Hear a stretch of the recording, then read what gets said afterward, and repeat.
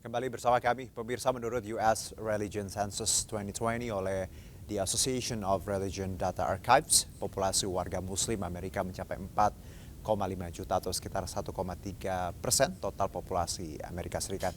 Di negara berpenduduk mayoritas non-Muslim ini, penetapan hari pertama Ramadan dilakukan dengan berbagai cara, mulai dari oleh pengurus masjid lokal hingga mengacu kepada organisasi Muslim regional.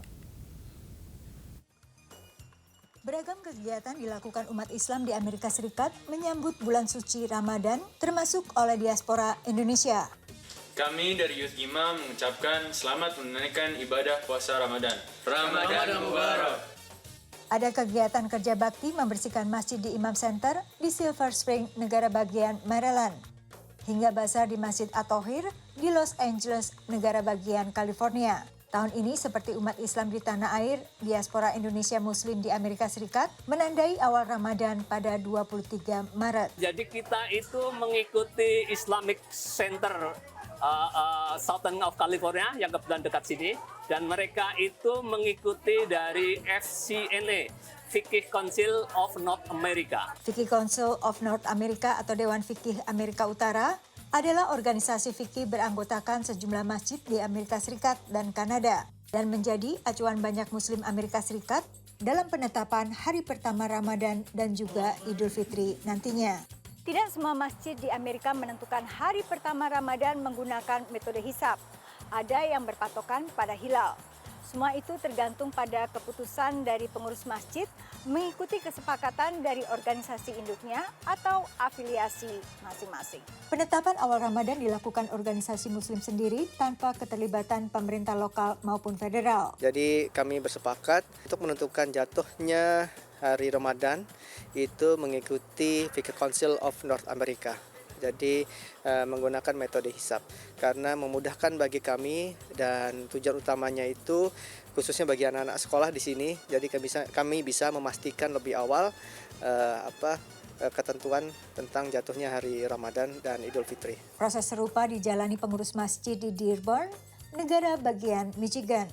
Wouldn't go by the moon site. Yeah, okay. We used to, but because right now we have in this area with other masajid, we have a committee where we meet and talk about trying to be unity. So, and we decide the whole masajid in this area, in Dearborn area, to decide on Ramadan together. And we decided to be on the 23rd of March. Ramadan kali ini jatuh pada musim semi, sehingga puasa berlangsung sekitar 9 jam lebih di sebagian besar Amerika Serikat. Dari Silver Spring, Maryland, Yuni Salim dan tim VOA.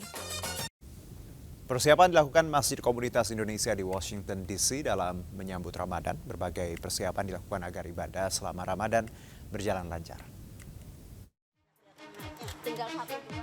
Suhu udara dingin tidak mengurangi semangat para relawan untuk membersihkan masjid. Kebetulan saya tadi ngambil di bagian luar gitu, ngebersihin kaca, luar, dalam, terus pintu-pintu. Pokoknya dibersihin dari debu-debu, dari ada kan katanya yang kena itu ya, pupnya burung.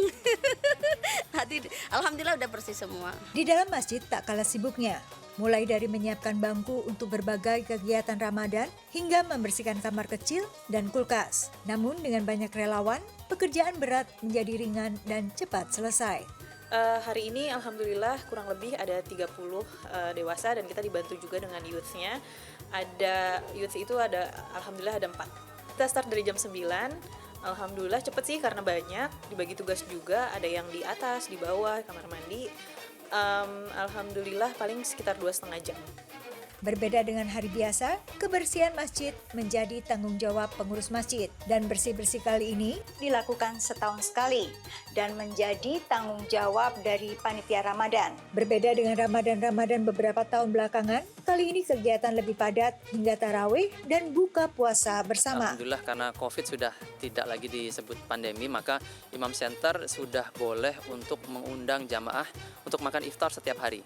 Dan insya Allah tidak dibatasi lagi kapasitasnya di dalam masjid. Jadi kami mengantisipasi akan ada lonjakan jamaah yang sudah rindu untuk tarawih bersama di masjid.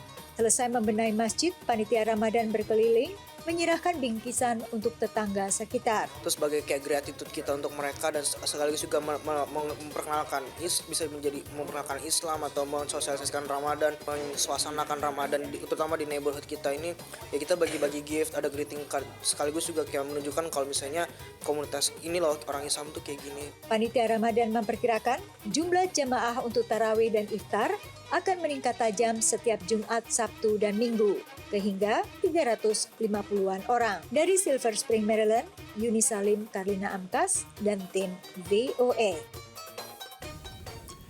Ya, pemirsa, selain di dalam negeri, potret Ramadan di mancanegara juga menarik untuk diketahui, terutama di negara yang mayoritas non-Muslim. Kita akan berbincang dengan diaspora sekaligus jurnalis VOA yang tinggal di Washington DC, Amerika Serikat. Sudah bergabung bersama kami, Rivan Dwi Astono. Assalamualaikum, selamat pagi waktu DC, selamat sore waktu Jakarta, Mas Rivan. Waalaikumsalam, selamat sore waktu Jakarta. Betul. Dan selamat pagi waktu Washington DC. Apa kabar? Baik, alhamdulillah, dan kita tahu bahwa tadi ada perbedaan pasti ketika bicara Ramadan di tanah air dan di negeri orang. Kalau Mas Rivan sendiri, ini tahun pertama atau tahun keberapa Ramadan di negeri orang? Ini sudah Ramadan ketiga di sini dan kebetulan belum sempat pulang juga selama hampir 4 tahun terakhir ini. Aduh, pasti udah kangen banget ya sama Indo ya. Mas Rivan, bicara mengenai Ramadan kali ini, tahun ketiga, apa yang dirasakan? Bagaimana suasana di sana? Ramadan tahun ini sebetulnya terasa lebih hidup, bukan karena suasana Ramadannya terasa sih, karena memang di tahun ini suasana di luar ruangan di kota Washington DC sudah terasa lebih normal lagi seperti sebelum pandemi. Jadi kegiatan masyarakat sudah kembali seperti sedia kala, orang-orang pergi ke mall, mereka berjalan-jalan ke taman. Jadi kita semua udah bisa keluar untuk bersosialisasi, ketemu dengan orang-orang. Termasuk juga tahun ini karena semuanya sudah berangsur seperti sedia kala, kita bisa kumpul-kumpul lagi untuk mungkin buka bersama dengan teman-teman atau mungkin ya sekedar hangout, mungkin sambil ngabuburit lah istilahnya ya, keliling-keliling ke tempat-tempat yang turisti. Apalagi sekarang di Washington DC sedang ada satu peristiwa tahunan ya, mekarnya bunga sakura. Ini rencananya saya bakal ke sana besok dengan istri untuk lihat seperti apa sih, katanya cakep banget. Soalnya selama 3 tahun terakhir kita malah belum pernah ke sana untuk tujuan jalan-jalan, biasanya itu untuk liputan. Jadi pengen lihat seperti apa sambil menghabiskan waktu menjelang berbuka puasa juga nih, Juno. Oke, nggak lama loh sakura, paling 1 minggu loh mekarnya. Jadi harus buru-buru loh, Mas Rivan. Mas Rivan, kalau kita bicara Muslim di Amerika, tentunya yang kita tahu bersama bagaimana sebenarnya persaudaraan ya. Bukan hanya bicara Muslim, diaspora di Amerika pasti sangat seperti keluarga, kekeluargaan. Bagaimana kita satu sama lain merasa sebagai perantau seperti itu. Sebagai Muslim sendiri, Muslim diaspora di sana, bagaimana ikatan satu sama lain selama Ramadan? Apakah memang tadi ada ritual khusus, kunjung-kunjungan, bukber bareng atau seperti apa, Mas Rivan? Ya, jadi di sini memang keluarga yang kita temukan di Amerika Serikat atau teman-teman justru yang kita temukan dan kita jalin persahabatannya itu menjadi keluarga kita di perantauan seperti saat ini di Amerika Serikat untuk kasus saya sendiri. Jadi biasanya kelompok-kelompok pertemanan seperti itu mengadakan pertemuan. Dan seperti saya sendiri ini rencananya weekend ini, selain tadi mau jalan-jalan lihat bunga sakura yang lagi mekar-mekarnya, rencananya memang ada buka bersama sebagai rasa syukur juga bahwa kita dipertemukan lagi dengan Ramadan tahun ini. Dan acara-acara pertemuan seperti ini, acara-acara pengajian, gathering, silaturahmi seperti ini yang membuat suasana Ramadan yang mungkin tidak terasa secara umum di Amerika Serikat jadi lebih terasa nuansanya. Karena kita ketemu dengan teman-teman kita yang sama-sama dari Indonesia, sedang merantau jauh ke sini, kangen dengan suasana guyubnya itu, kemudian juga ingin mendengarkan tausiah atau ceramah gitu mengenai Islam dan lain sebagainya. Itu yang membuat kita merasa bahwa acara-acara seperti ini menjadi suatu kesempatan buat kita bisa lebih merayakan lagi bulan suci ini yang memang di Amerika Serikat sendiri bukan sesuatu yang terlalu disoroti, karena seperti yang tadi sempat disampaikan di sebelumnya oleh Juno juga, memang di Amerika Serikat ini umat Muslim itu merupakan minoritas. Kita hanya ada sekitar 4 jutaan saja penganut Islam yang ada di sini, dan untuk orang Indonesia sendiri apalagi itu lebih sedikit lagi, hanya ada sekitar 120 ribuan diaspora Indonesia yang ada di sini. Jadi kesempatan-kesempatan seperti itu sangat kita manfaatkan dengan baik, tapi tidak hanya di kelompok-kelompok kecil itu saja, karena memang kegiatan-kegiatan selama Ramadan ini padat sekali di masjid-masjid, termasuk juga di masjid komunitas Indonesia di Washington DC di Imam Center. Di sana kebetulan saya juga melihat kemarin aja baru lihat jadwal atau agenda apa saja yang ada di bulan Ramadan. Itu seperti ketika kita lagi ada di Indonesia, kegiatan di masjid itu lengkap, ada tadarus, ada halaqah, ada juga lomba-lomba untuk anak-anak, untuk lomba azan, lomba nasyid dan lain sebagainya. Jadi menarik juga untuk melihat suasana Ramadan di sini dari perspektif itu, Juno. Nah, bicara acceptance ya, bagaimana sebenarnya saudara-saudara atau teman-teman kita non-Muslim melihat Ramadan? Karena pasti Mas Rifan juga di lingkungan kerja dipenuhi tadi teman-teman yang tidak berpuasa, yang bahkan tidak mengenal Ramadan seperti apa. Acceptance-nya seperti apa, Mas Rifan, kalau boleh tahu? Memang ini masih jadi PR untuk selalu kita jelaskan, misalnya ke teman-teman kita yang tidak familiar dengan konsep Ramadan, apa itu berpuasa dan lain sebagainya. Jadi ketika misalnya kita lagi ada di lingkungan yang misalnya di sekeliling kita itu tidak berpuasa dengan teman-teman kita, kadang-kadang kita harus menjelaskan bahwa ketika mereka misalnya nanya, kok kamu nggak makan, kok kamu nggak minum gitu misalnya, kita harus menjelaskan bahwa oh ya aku sedang berpuasa, kita lagi fasting, dan ini berlangsung selama during the day sampai nanti the sunset gitu, sampai matahari terbenam, dan ini adalah bagian dari ritual keagamaan kita yang kita selalu lakukan selama sebulan penuh dalam 1 tahun sekali gitu. Itu yang selalu kita coba jelaskan ke mereka, memberikan pengertian ke mereka, dan yang saya senang adalah mereka sangat terbuka untuk menerima perbedaan-perbedaan itu, untuk memahami oh ternyata Islam itu ada ritual keagamaan yang seperti ini, dan ini yang harus mereka lakukan selama sebulan penuh. Akhirnya kita jadi menjembatani pemahaman atau pengertian satu sama lain, sampai akhirnya mereka juga jadi kadang-kadang lebih pengertian dengan ya seperti tidak makan di hadapan kita secara langsung gitu, atau walaupun sebetulnya kita sendiri tidak merasa keberatan, karena ya itu terserah mereka masing-masing kan, karena di Amerika Serikat mereka bisa melakukan apa yang mau mereka lakukan tanpa harus terlalu memerhatikan juga orang ini melakukan apa, orang itu melakukan apa. Jadi toleransi semacam itu yang saya temukan, hal-hal kecil seperti itu yang saya sangat hargai ketika saya berada di sini.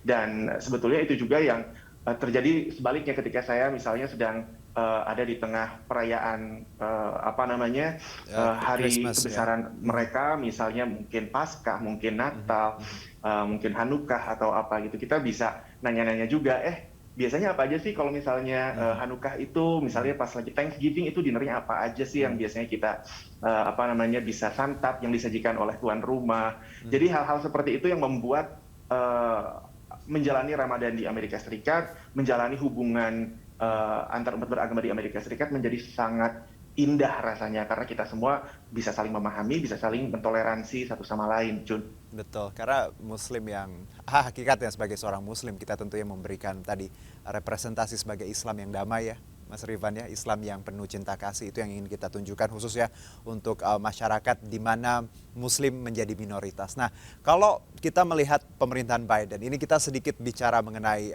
pemerintahan Amerika Serikat. Bagaimana sebenarnya Islam di bawah Biden ini, Mas Rifan? Kita tahu tiap tahun pasti Gedung Putih ada buka puasa bersama ya, kalau tidak salah ya. Biasanya seperti itu. Bagaimana Anda melihat pemerintahan Biden ini dalam tadi kacamata Anda sebagai seorang Muslim? Ya, memang di pemerintahan Biden ini kebebasan, atau bukan kebebasan ya, lebih ke keterjaminan untuk umat Islam bisa melaksanakan kegiatan setiap ibadah, mau itu berpuasa, sholat dan lain sebagainya, itu terjamin. Tapi sebetulnya itu juga dijamin selama pemerintahan siapapun juga. Hanya saja memang ada kebijakan dari pemerintahan tertentu. Misalnya ketika era Donald Trump sebelum Biden kemarin ini sempat ada kebijakan yang dianggap menyasar kelompok tertentu termasuk Islam, di mana Trump maksud saya sempat mengeluarkan kebijakan untuk tidak lagi menerima untuk sementara imigran dari negara-negara yang penduduknya mayoritas Muslim waktu itu. Tapi kemudian hal itu kemudian diangkat, dicabut di masa pemerintahan Biden, dan sekarang ya kita jadi lebih masyarakat Muslim yang ada di Amerika Serikat tidak lagi merasakan adanya kekhawatiran tertentu terkait dengan pembatasan-pembatasan terhadap Muslim misalnya seperti itu.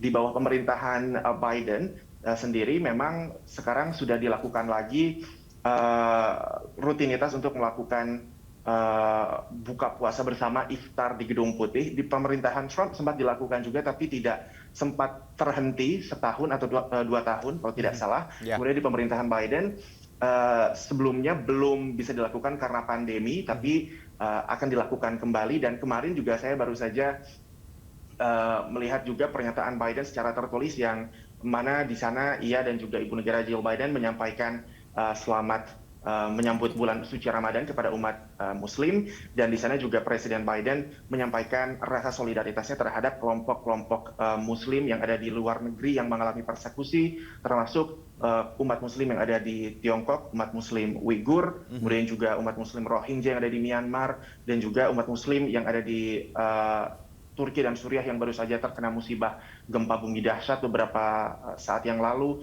Jadi itu yang disampaikan oleh Presiden Biden dalam upaya tentunya untuk menjamin dan memastikan bahwa seluruh umat beragama yang ada di Amerika Serikat bisa merasa diayomi, bisa merasa disambut baik di Amerika Serikat yang memang menjadi negara yang dibangun oleh imigran juga kan.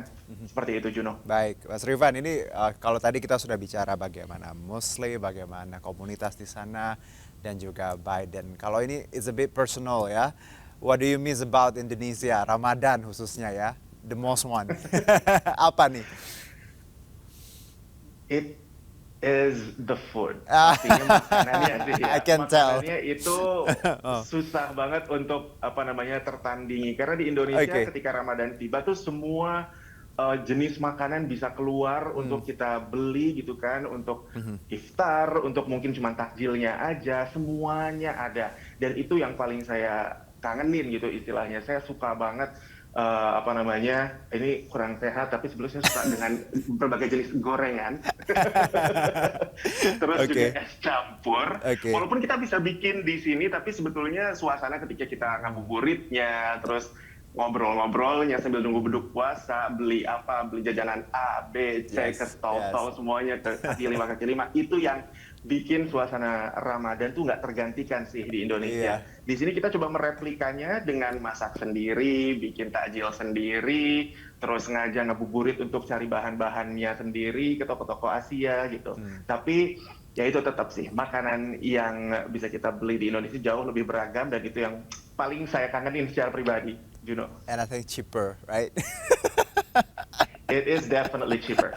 Alright, baik, nothing beats hometown food ya. Dan tadi kalau bicara, ya yang penting adalah tadi harapan kita bagaimana Muslim di sana menjadi representasi, khususnya Indonesia ya, menjadi representasi Muslim yang indah, yang damai, dan tentunya kasih sayang, itu yang ingin kita garis bawahi. Mas Rifan, terima kasih sekali atas insight dan juga waktunya. Selamat menjalankan ibadah puasa, baru mau imsyak ya sebentar lagi. Kalau di kita di sini beberapa 1 jam lagi mau buka puasa. Nanti saya coba maknai gorengannya di sini, kira-kira enak nggak? Terima kasih Mas Rifan Dwi Astono, jurnalis VOA dan juga WNI kita di Amerika Serikat. Salam sehat. Wassalamualaikum warahmatullahi wabarakatuh. Waalaikumsalam. Dan pemirsa, masih dari mancanegara, umat Muslim di seluruh dunia melaksanakan salat tarawih pada tiap malam di bulan Ramadan.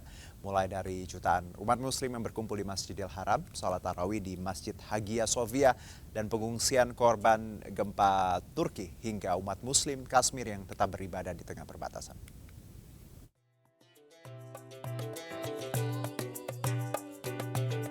Jutaan jemaah dari penjuru dunia berkumpul di Masjidil Haram, Mekah, Arab Saudi untuk salat tarawih di hari pertama Ramadan. lebih dari 12.000 petugas dikerahkan untuk melayani jemaah. Petugas mengatur agar jemaah tidak berdesakan dan mengganggu kenyamanan. Selain musim haji, Ramadan adalah bulan sibuk di Masjidil Haram. Terlebih ada hadis yang berbunyi, jika Ramadan tiba berumrohlah saat itu, karena umroh Ramadan senilai dengan haji. Ribuan umat muslim memadati Masjid Hagia Sophia di Istanbul, Turki untuk mengikuti sholat tarawih pertama. Bagi umat muslim, Masjid Hagia Sophia menjadi masjid yang sangat bersejarah. Ini adalah bulan Ramadan kedua, umat muslim Turki bisa sholat tarawih di Masjid Hagia Sophia.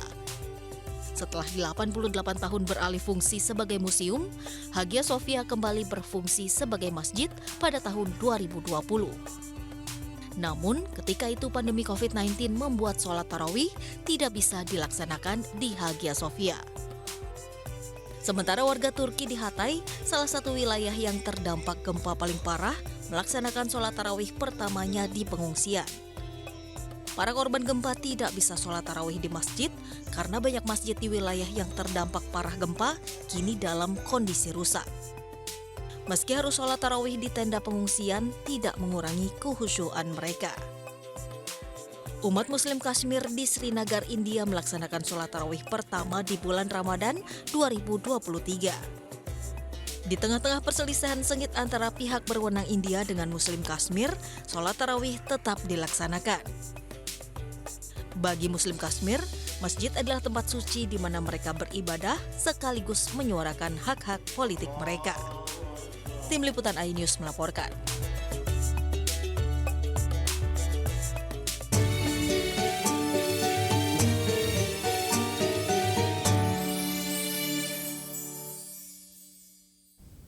Demi mendapatkan harga murah bahan pokok, warga berburu pasar murah.